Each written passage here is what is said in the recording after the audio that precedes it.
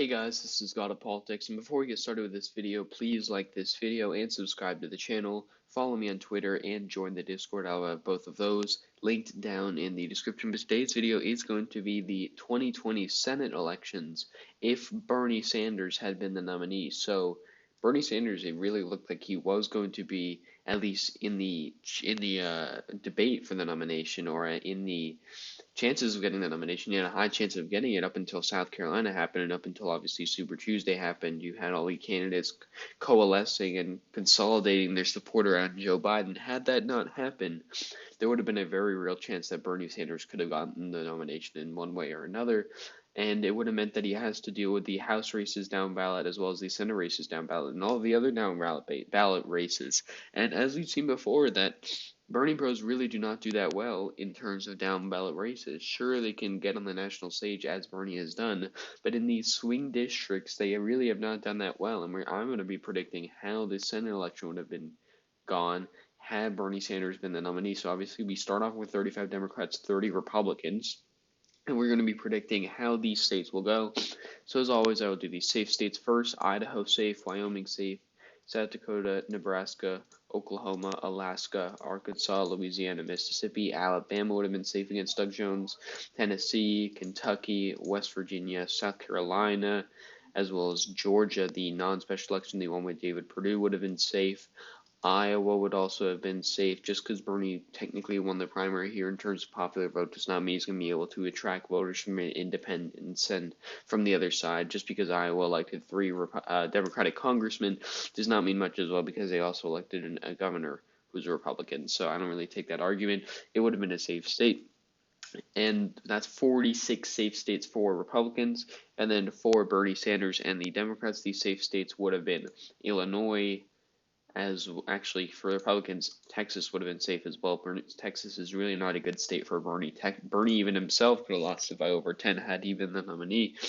And so that's 47 safe seats for the Republicans. And then for the Democrats, these safe seats would have been Illinois, as well as New Jersey with Cory Booker, Delaware, Massachusetts, Rhode Island, and that is going to be it, really. So that's 47 Republicans who are in safe seats have already been the nominee, and 40 for Bernie Sanders and the Democrats. That's really not good to start off with, especially since we'll be getting to the likely margins right now.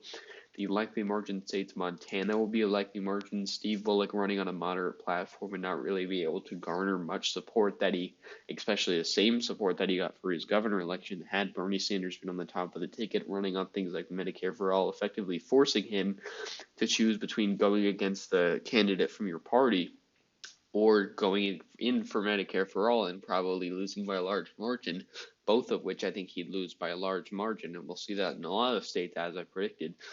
But Montana will be a likely margin state. Same thing with Kansas. Even with Chris Kobach being a really bad nominee, and it looks like it could be competitive with Joe Biden, had Bernie Sanders been the nominee, Kansas is a state that he actually does quite well, and he does well with rural voters, but he doesn't do well enough to get over those suburban voters, those independent voters, the right-leaning independents. He does well amongst independents, but not right-leaning independents and Republicans, and so that's going to be an issue for him. And this is kind of talking about the progressive movement overall. If the Democrats nominate someone who's really progressive, they risk losing big in the Senate elections and the House elections because they do not have the coattails. Obama got smashed in 2010 after being really progressive, and you might see the same thing with Bernie Sanders, not after he gets elected, but in the election that he's actually in. I don't think he would win in the presidential election, and I don't think he'd do well in the Senate election either, and that really goes for any progressive Democrat. Unless the Overton window shifts that far to the left, I don't really think we're going to be seeing a Senate filled with Democrats who are progressive and the House filled with Democrats who are progressive, while also having a Democrat who is progressive in the House. That's just not something I think we'll be seeing anytime soon.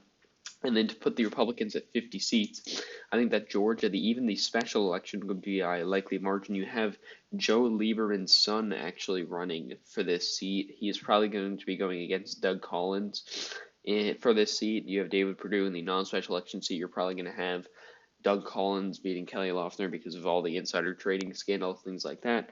But Doug Collins is actually quite a good nominee for this seat. He is kind of polarizing in some ways, but going against somebody who's either going to have to choose to run on Medicare for All or go against their party, both of which are going to be disastrous and detrimental to his campaign, are going to loosen the seat by a likely margin.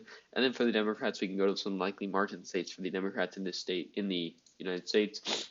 First, Oregon, Jeff Merkley would still win by a likely margin. Just because Bernie does well here in the primary, there's a lot of really left-wing people here. It does not mean that Democrats do not make up the totality of the state. You need people from the other side, and there might just be enough Republicans in force that can push this state into a likely margin for the Senate election.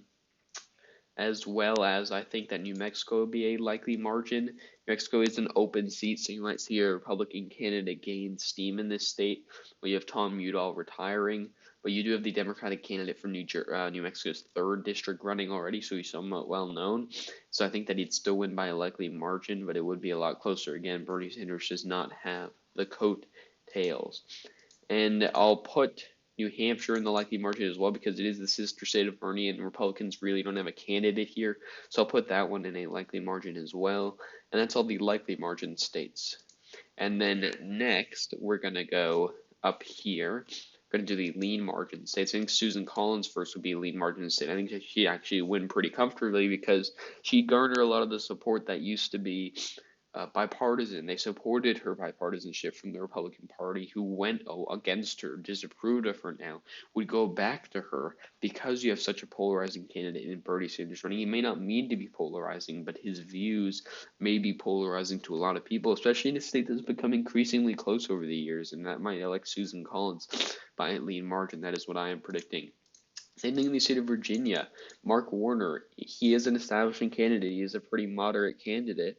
And Bernie Sanders will not really do well in Virginia regardless. You have a lot of establishment Democrats in suburbs in the Fairfax counties. Those areas are not going to turn out for him in the presidential election. And then again, you're going to have Mark Warner having to make the decision of going on Medicare for All, which he probably would at that point, which would lose him a lot of voters, putting it in a lean margin. North Carolina would be a lean to the Republicans. I think that it is a state where Tom Tillis will probably win.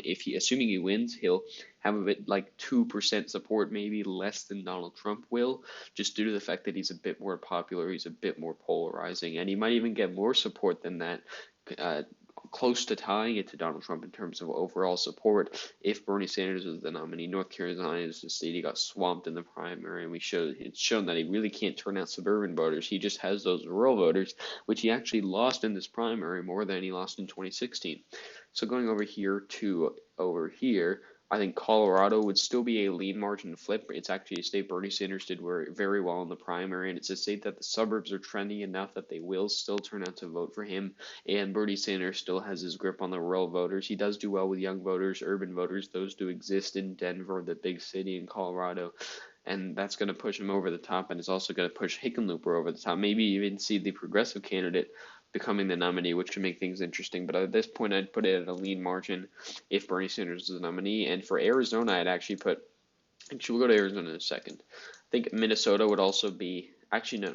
Well, so that's all the lean margin states. We have 52 Republicans already with 52, 45 Democrats. Then we're going to do the tilt states. All these states, I'm assuming, are going to be tilt. I think Minnesota will be tilt Democrat. You have Tina Smith, who ran on a moderate platform, along with Amy Klobuchar running on a moderate platform. She really would not be able to do that anymore. And given that Biden won Minnesota, it's pretty interesting. Bernie's support is not completely unchallenged in this state, and so that's something that he'd have to deal with. But Republicans would end up losing this state. It is still Minnesota. It hasn't gone red in a very long time. And Bernie Sanders, along with Tina Smith, would both win this state, in my opinion. Michigan, I think, would be a tilt Republican state. John James is actually quite a good candidate for this area in terms of running against a candidate who is less well known, and having him already run in 2018. And so with Bernie Sanders on the ticket at the top of the ticket, that would not help Gary Peters down ballot. Going against John James, who's already a well-known candidate, you'd see Gary Peters effectively be labeled as a flip-flopper because he'd have to shift his ideas to become similar to Bernie Sanders, and that's something that would be detrimental to his campaign and eventually lead it to flip to the Republicans' column. And the final seat, Arizona, I think Martha McSally will be able to pull off pretty much an upset here by pulling off a tilt margin of victory. Really, she has no chance of winning in terms of Biden being the nominee. I think that the chances are maybe 20% of her winning. I don't really give her very many good chances on this. But if Bernie Sanders is the nominee, I feel like she could pull it off, maybe even by a lean margin. Arizona is not a state that Democrats are doing very well in. Mark Kelly, again, would have to choose the path of going with the progressive platform or going against his party, similar to what Joe Lieberman did in 2008 with the Lieberman for Connecticut party. That would be very interesting if you saw that across the board, have Bernie Sanders as the nominee.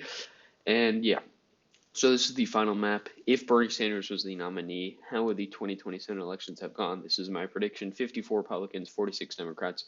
Republicans flipping Alabama and Michigan. Democrats flipping Colorado. But yeah, thank you all for watching this video. Please like and subscribe as always. Follow me on Twitter. Join the Discord. And I will see you guys later.